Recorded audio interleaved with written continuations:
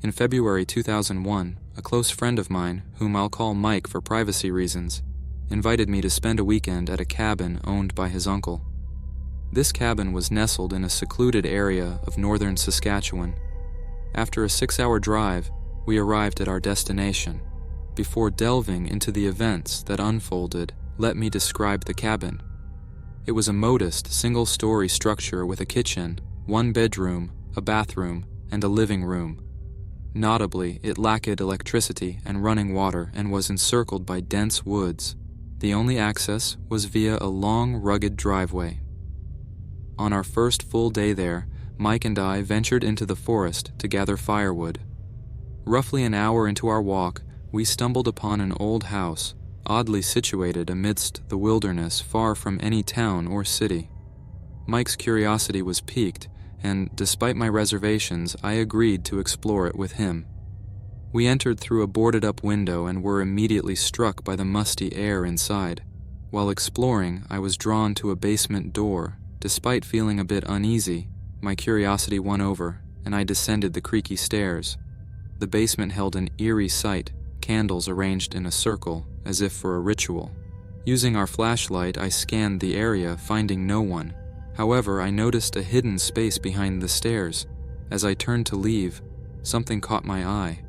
In that hidden space was a towering black figure with glowing red eyes that radiated malevolence.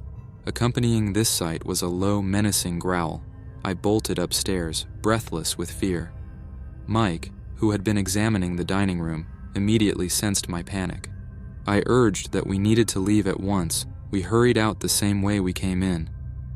Back at the cabin, I shared my encounter with Mike. He didn't witness it himself, but he believed my account. We tried to dismiss the incident and went to bed. However, my sleep was short-lived. I woke suddenly at 2:17 a.m., sensing something amiss. Soon, I heard faint footsteps outside our bedroom. Mike woke up as well, and I whispered to him about my suspicion. The footsteps grew louder. Bracing myself, I cracked open the bedroom door and was met with the sight of the same creature from the abandoned house, lurking in the corner of the living room. Its red eyes found mine, and I quickly shut and locked the door.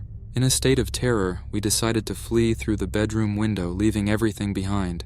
As we ran toward Mike's truck, an ear-piercing scream filled the night.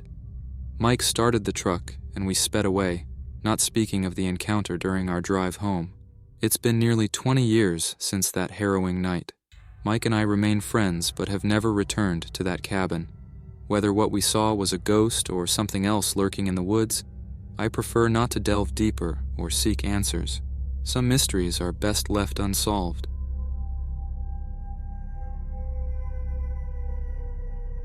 When I was in 8th grade, a significant change happened in my family. My parents got divorced. Following my dad's departure, my mom, embracing her newfound single status, often left me at home alone while she went out to meet people. To combat the loneliness, I occasionally had friends over, especially on nights when I knew my mom wouldn't return. One such night, my friend Anna was staying over. We discovered that our garage somehow had the best Wi-Fi signal, so we camped out there, browsing through social media and chatting. However, our light-hearted evening took a disturbing turn when we started hearing voices. It sounded like a conversation between 2 people. Anna and I went silent, straining our ears to catch what was being said. Creeping up to the garage door, we listened intently but couldn't make out any words. Driven by a growing unease, we tiptoed into the house and peered through the peephole in the front door. 2 men were lingering in my driveway, suspiciously close to the garage, as if they belonged there. My heart racing, I checked the locks on the door in a frenzy, making sure they were secure. When I looked again, one of the men was leaning over, trying to peer into my mom's bedroom window. In a panic, I gestured to Anna to grab knives and check the doors, all the while keeping as quiet as possible. She did a quick check and returned, and we switched places. While she kept watch, I frantically searched for the house phone. Remember, this was before it was common for kids our age to have cell phones. Suddenly, Anna whispered that they were leaving. but something in my gut screamed that the danger wasn't over. I dashed through the kitchen to the garage, just in time to hear the side gate creak open. My hands shaking, I managed to lock the deadbolt, then the doorknob, just as someone tried to turn it. The fear was overwhelming. I secured the garage door and yelled to Anna to lock the windows. As I approached the back door, with its sheer curtains, a figure appeared on the porch.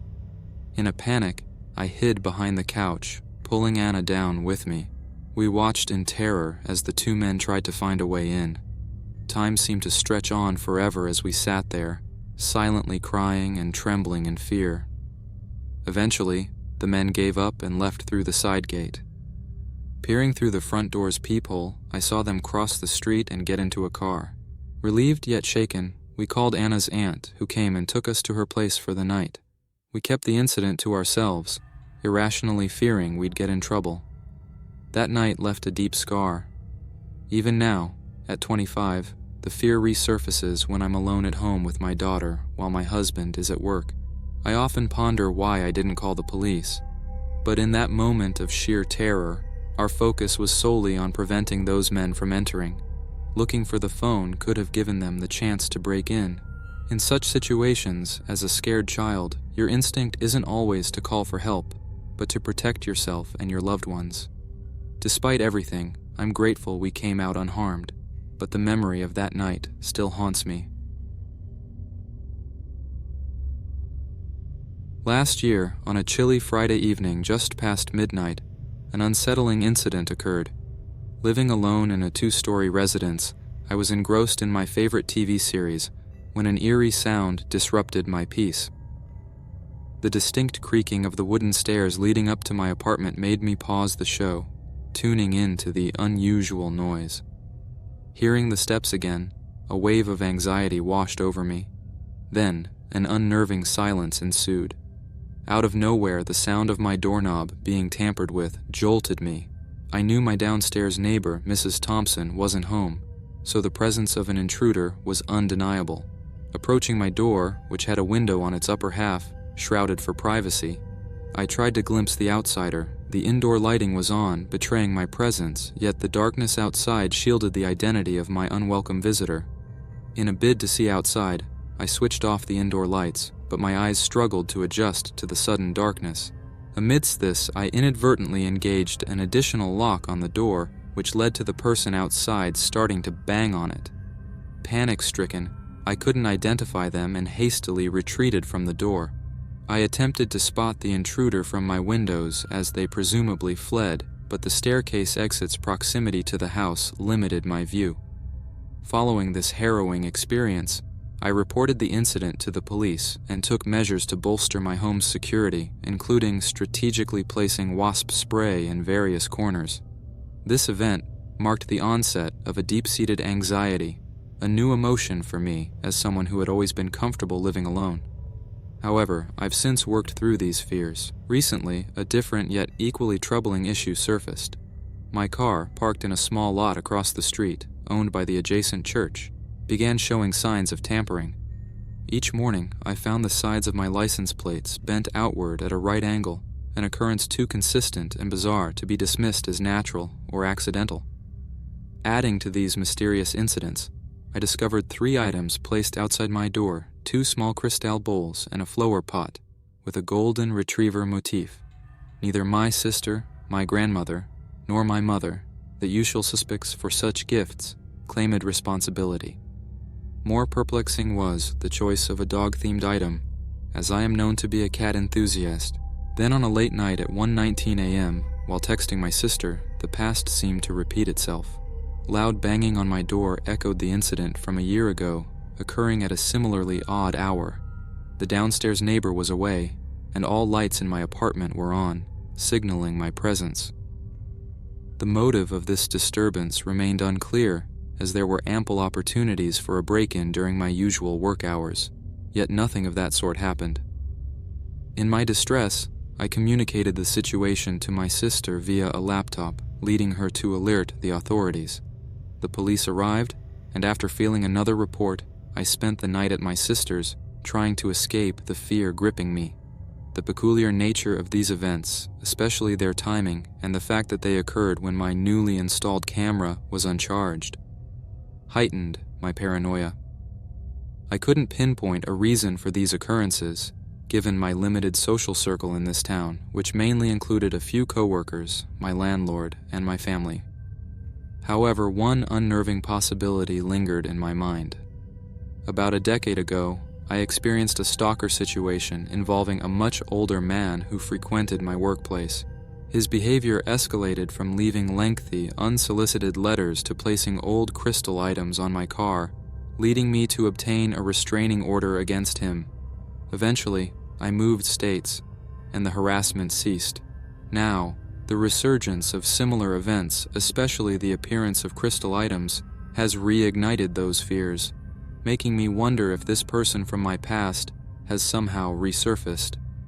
Despite the unease this thought brings, I'm determined to remain vigilant and take all necessary precautions to protect myself. When I was a child, my home had a unique feature, a balcony that connected both my bedroom and my mom's through large double glass doors. Our rooms overlooked the street, flanked closely by 2 trees. I often climbed one of these trees to access the balcony. One particular night, when I was around 13 with my mom and brother away, something unsettling happened. I was in bed, reading under the dim glow of my bedside lamp, when a rustling noise from one of the trees caught my attention. Initially, I dismissed it, thinking it might be possums or bats, common visitors in our neighborhood. My room had thin curtains covering the glass doors to the balcony, and beyond, the street lamp's light always seeped through, casting a faint illumination. But then, the situation took a frightening turn. A shadow moved across the curtains, a human silhouette. In an instant, I switched off my lamp, heart racing. This shadow was too tall to be any of the neighboring kids or my petite mother. Whoever it was, they moved stealthily, as if trying to avoid detection. From my vantage point, they were just a dark figure backlit by the streetlight. The shadow passed by my doors, then out of my sight. Paralyzed with fear, I sat motionless, contemplating my next move. The sound of someone fiddling with a door handle shattered the silence. It was the glass door to my mom's room. I didn't know if she had locked it. Without making a sound, I tiptoed to my own door, locking it. I listened intently. The intruder seemed to be struggling with the handle, but fortunately, the door didn't give way. I hoped they would give up and leave. But then, to my horror, I heard footsteps returning towards my room. The shadow paused at my glass doors. My mind raced. Had I locked those doors earlier? As the figure reached for the handle, time seemed to slow down. Mercifully, the door remained shut. It was locked. I exhaled in relief, but my heart was pounding so loudly I feared they might hear it. The intruder began pacing the balcony, back and forth.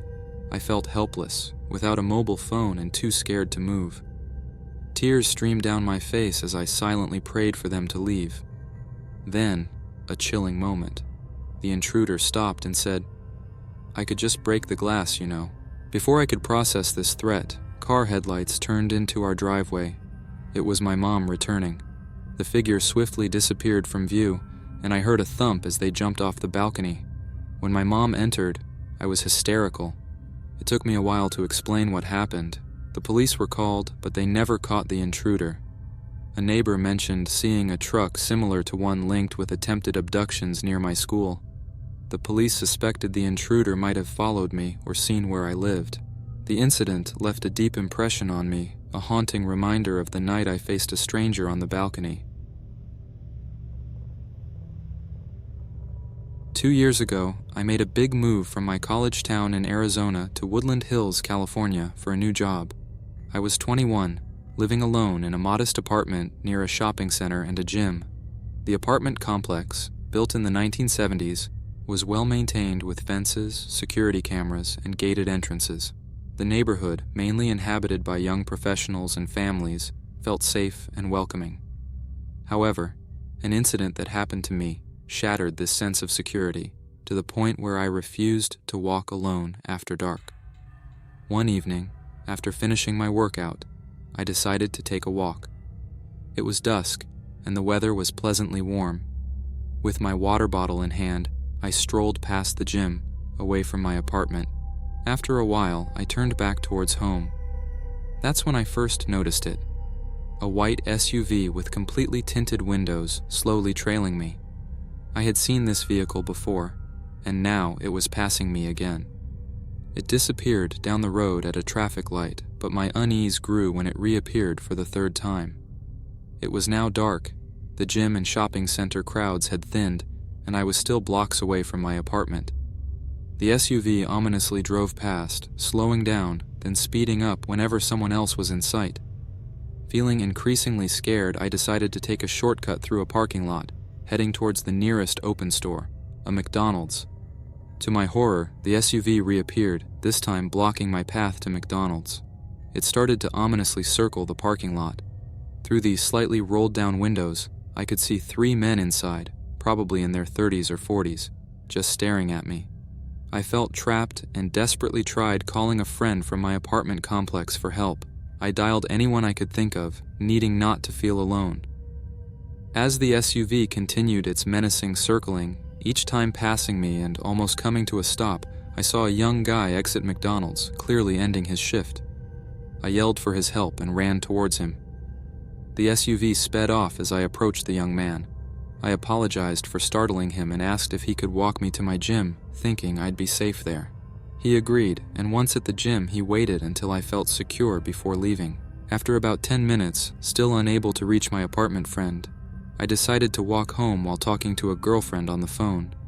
But then, the car reappeared, turning down my road and following me again. Panic gripped me. I ran, screaming into the phone, begging my friend not to hang up.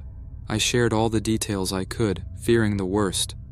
I managed to slip through the gate just as it was closing behind another resident's car and bolted to my apartment, locking the door. 3 hours later, I ventured out to let my dog out, staying within the complex's fenced area. Curiously or foolishly, I walked towards the gate where I had narrowly escaped earlier. Across the road, just out of the camera's view, was the same car, waiting. I calmly turned around, taking my dog to a different area where we were out of sight. For a few nights, the car returned to that spot, but eventually, it stopped showing up. The experience left me deeply shaken, a stark reminder of the fragility of our safety and the importance of being aware of our surroundings.